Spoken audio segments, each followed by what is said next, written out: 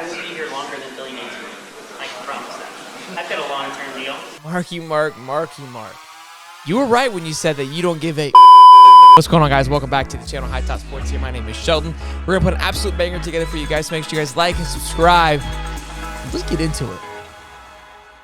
All right, bros and girls, welcome back to the channel. So yesterday was a wild one for Florida Gator fans and for the University of Florida Gators. So what happened? What provoked Mark Long to get a little spicy on the hot mic? How did he get caught? What's going on here? It's going to be a fun one, so sit tight, buckle up, and let's get ready to rock and roll. So what appeared to happen is after Billy left the stage, left the press conference, the mic was still running. There was about a good 20 to 30-minute gap before the other players came out and spoke about their situation, and they left it running. And I remember watching it going, this could turn into something spicy because people are going to forget that everything is still live. The mics are hot, the cameras were hot, and here we are. Everyone clipped it and baited it up and got it rocking and rolling, and that's how we were able to hear the clip today. But what provoked Mark to say that? Well, Billy Napier released Brenton Cox yesterday.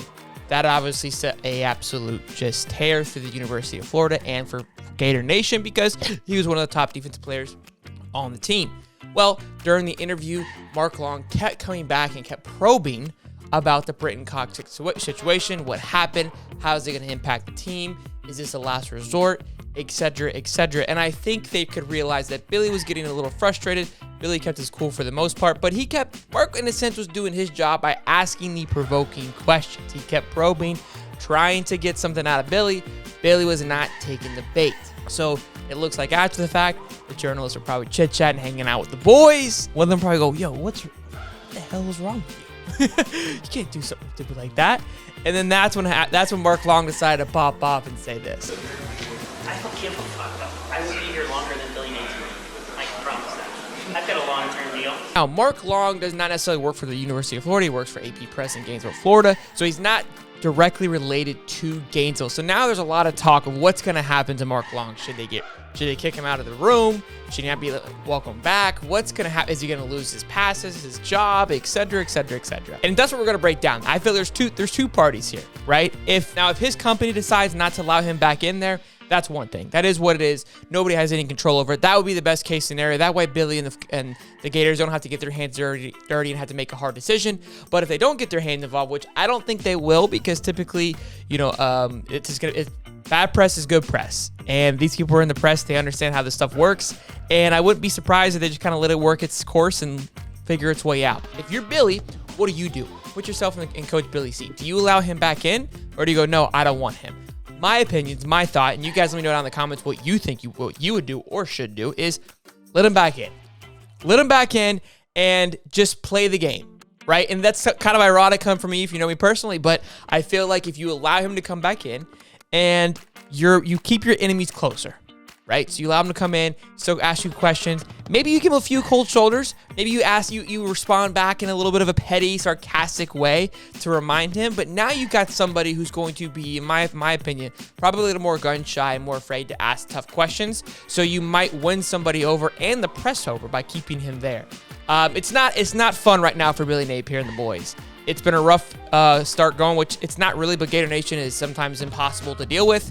And right now, nobody's happy. And this is just icing on the cake on top of the Brenton Cox situation that happened yesterday.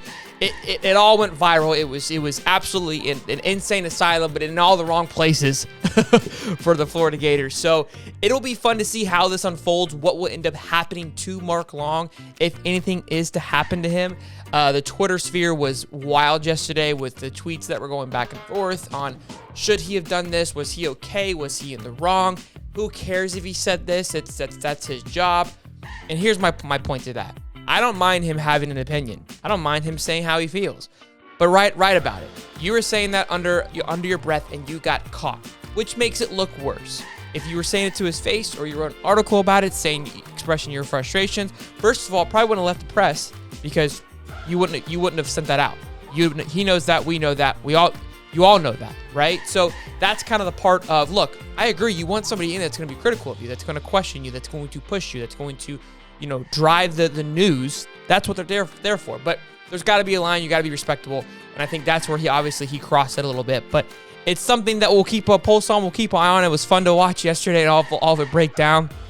But Billy hasn't spoke on it yet, and I think if If I'm Billy, I don't say anything about it. I let it go and let Mark Long just stir in his pit of misery at the moment in time. And hopefully, I mean, it's going to go away eventually, but there's going to be a presser on Wednesday. And I can guarantee you there's going to be a lot more eyes and ears than there normally are. So make sure you guys tune in for that. We'll probably be covering that unless something happens outside of that. But make sure you guys like, subscribe if you guys are enjoying the content. Really appreciate it. We just hit 4,000 subs, so incredible feat there for us.